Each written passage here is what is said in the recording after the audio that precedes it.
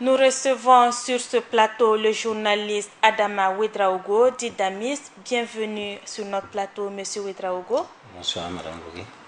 Le 5 août dernier, jour marquant l'anniversaire de l'indépendance de notre pays vis-à-vis de la France, vous avez publié un essai politique intitulé Blaise Compaoré de l'ascension à la descension, dont vous êtes l'auteur. On vous connaissait comme un journaliste. Qu'est-ce qui vous a poussé vers l'écriture et précisément la publication d'un tel essai? Alors, je voudrais d'abord dire bonsoir aux téléspectateurs qui nous suivent en ce moment. Alors, je suis toujours journaliste, il faut le préciser, je n'ai pas changé de métier. Et de par ma profession, je puis avoir un certain nombre d'informations. Et je me suis dit qu'il était important d'en faire un livre pour laisser quelque chose à la postérité. Ok. À votre avis, qu'est-ce qui a causé la chute de Blaise Compaoré après 27 années de règne? Tout le monde sait ce qui a fait perdre le régime Compaoré. Oui. À un moment donné, le président Compaoré était plus tourné vers les préoccupations extérieures au point d'oublier les propres problèmes de son pays. Okay. La jeunesse était sans emploi, les réseaux sociaux donnaient des signaux forts que rien ne va dans les pays. Et c'est dans ce contexte-là que le régime a voulu faire passer la modification de l'article 37. La pilule était difficile à avaler. L'opposition a reçu des renforts des anciens camarades de Blaise Compaoré au niveau de son parti, et avec tout le travail de mobilisation qui a été fait, il va de soi que le régime en pâtisse. Ok. Justement, à la veille de la tentative de vote du référendum en fin octobre 2014, vous avez vous aussi passé la nuit à l'hôtel Indépendance, à Zalaï Hôtel Indépendance. Est-ce que vous pouvez vous confirmer cette information déjà? Et si oui, est-ce que vous pouvez partager ces moments avec nous? Oui, en fait c'est une initiative qui m'est venue à l'idée, que j'ai soumise à mon directeur de rédaction, qui avait estimé que pour des raisons de sécurité, parce qu'au regard des dispositifs sécuritaires qui étaient en ville, qu'il n'était pas opportun de faire ce reportage. Pour des raisons de sécurité, parce que il faut bien quand même que mon directeur de rédaction protège ces journalistes. Il nous veut vivants. Alors, j'en ai parlé à Yassine Sanou, qui est un confrère, qui est actuellement directeur de rédaction de Radio Omega. Et ensemble, on a décidé de convaincre le directeur de rédaction d'accepter ce projet-là. Et je dis à Yassine, Hussein Iboulé vient de rentrer à la maison, appelle-le et tu plaides aussi. Peut-être que il va finalement nous donner le feu vert. C'est ainsi que quelques minutes après, il m'a appelé pour dire que on pouvait faire le reportage. Quelle était la tension qui y régnait et surtout le comportement de ces députés qui y étaient? Non, avant il faut le dire qu'on a failli ne même pas faire ce reportage. Ah bon? Lorsqu'on est parti prendre la chambre, Oui. et dans l'après-midi ou en fin d'après-midi, quelqu'un m'a appelé pour me dire qu'on allait vider tous les occupants de l'hôtel. C'est l'information que j'ai eue. Immédiatement, je suis allé à l'hôtel, j'ai récupéré la clé et je suis parti. Pour qu'au cas où on vide les occupants, au moins, que moi je sois dehors. C'est plus tard dans la nuit que je suis revenu avec Yassine Sanou et nous sommes allés discrètement dans notre chambre. Et les députés, certains étaient dans les chambres, d'autres étaient au bord de la piscine et bon, ils bavardaient dans une ambiance bon enfant. Alors pour échanger avec eux, il fallait trouver les moyens. C'est ainsi que, à travers des personnes qui étaient dehors, on ciblait les députés et la personne qui est au dehors les appelait pour dire que nous sommes assis à côté des fleurs. Et il y avait des députés qui voulaient effectivement s'exprimer. Et beaucoup, vraiment, nous ont fait confiance et vraiment se sont livrés.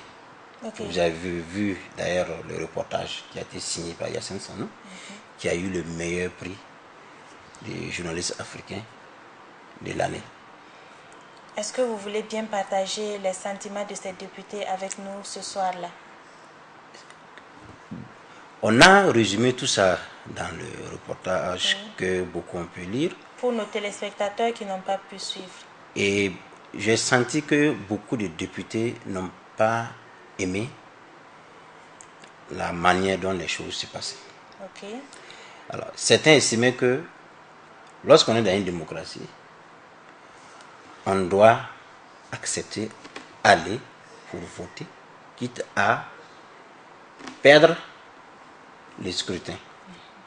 D'autres aussi estimaient que non, il ne faut pas embrigader des gens pour aller voter une loi. Mais il y avait aussi d'autres groupes qui estimaient que c'était la meilleure formule de les maintenir à l'hôtel pour des raisons même de sécurité. Parce que quelques jours auparavant, il y avait des menaces qui planaient sur les députés. Il y a des gens qui sont allés devant leur domicile pour leur dire que s'ils votaient la loi, on allait incendier leur maison. Et par la suite, effectivement, les dignitaires du régime et beaucoup d'autres députés ont été victimes d'incendies de leur domicile. Oui.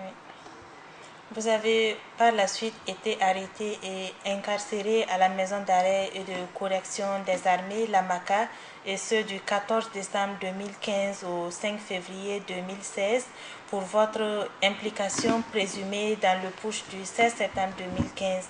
Comment est-ce que vous avez vécu cette période d'incarcération et aussi les faits qui vous sont reprochés?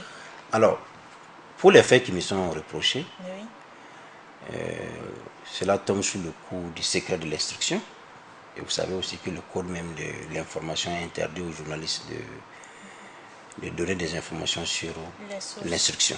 Oui. Donc je ne peux pas sur un plateau de télévision faire un déballage sur cette question-là. Okay.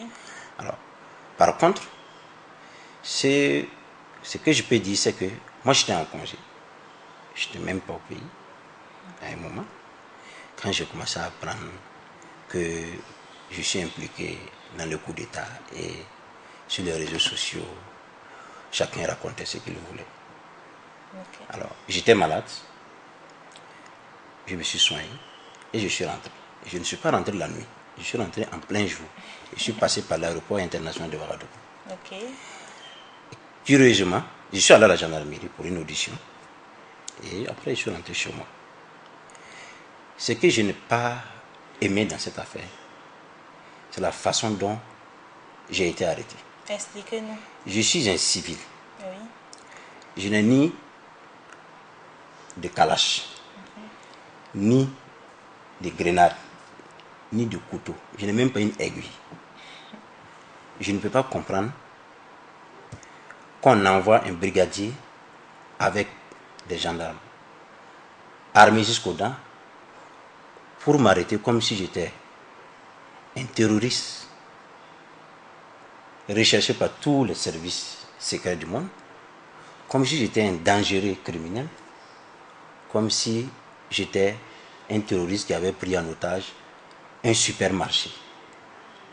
Okay. Je pense que, ayant une adresse et un domicile connu et un numéro de téléphone, on aurait pu m'envoyer simplement une convocation et j'irai répondre. Il s'agit là des conditions de votre arrestation. Exactement. Mais comment est-ce que s'est passée votre incarcération? Partagez avec nous quelques instants. Non, je suis allé. Oui. Le juge m'a énuméré des charges et il m'a demandé d'appeler ma famille pour qu'on m'emmène mes bagages. J'ai fait comprendre au juge que moi je suis malade et que je suis en train de me traiter et que c'était mieux qu'il m'inculpe et me laisser partir chez moi pour poursuivre mes soins. D'autant que, au même moment, il y avait des inculpés qui n'étaient pas à la MACA, qui étaient libres de leur mouvement, qui vaquaient à les occupations. Pourquoi moi, je n'ai pas le droit de bénéficier de ça? Je me suis alors demandé, qu'est-ce que j'ai pu bien faire pour mériter un tel traitement? Vous savez, la maladie, c'est comme une femme enceinte. On ne peut pas la cacher. La preuve, je suis allé à la MACA.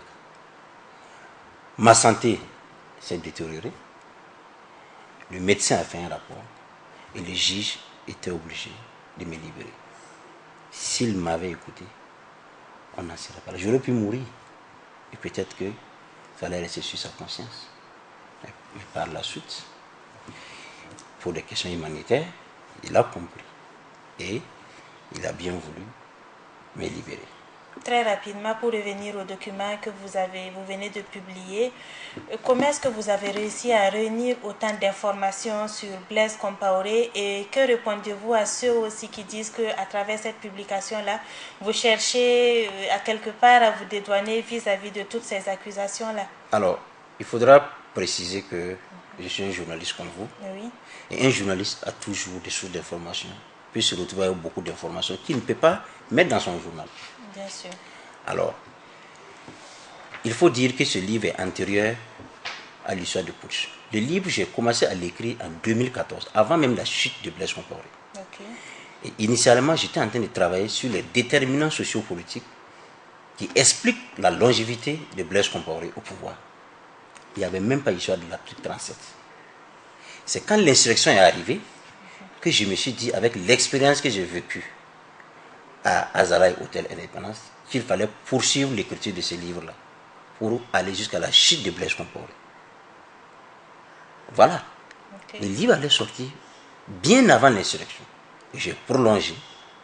En temps, j'ai même voulu écrire jusqu'à la fin de la transition.